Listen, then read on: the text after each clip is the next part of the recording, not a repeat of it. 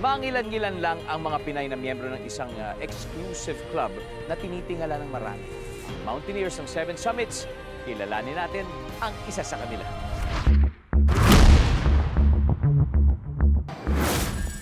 ...2007, isa siya sa 3 Pilipina na unang nakaakyat ng pinakamataas na bundok sa planeta, ang Mount Everest.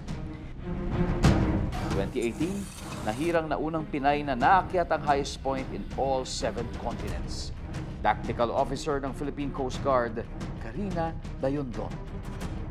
Nalasap ang mga rurok ng tagumpay, pero nagdaan din sa matinding lumpay.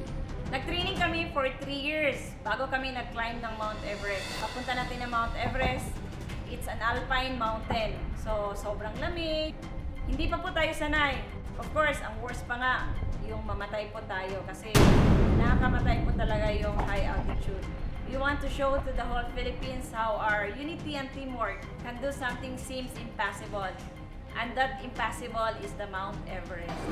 Bukod sa physical challenges, ang dami ring mga dagok sa puso. Hindi po namin in-expect na hindi pala madali na maghanap ng sponsors dito po sa Philippines para mabuo ang kakailanganin ng pera. Mas inisip pa namin maghanap ng diskarte or solusyon para ma-overcome yung mga challenges na yon. Sa pag-akyat ng last summit niya sa Antarctica, I was there sa paglapag ng eroplano, naapakan ko na yung snow sa Antarctica. I was really crying and thankful sa Panginoon na patapos na journey for the 7 summits of the Philippines. Unexpectedly, yung weather kasi, naging pangit na ba. So, natrap kami doon for like 10 days na doon na din kami nabutan ng Christmas. Naglalagari kami ng block of snow, tapos ginawa namin Christmas tree, gumawa kami ng Eskimo. Wow, parang got the feel ba kung paano nasa loob ka ng Eskimo.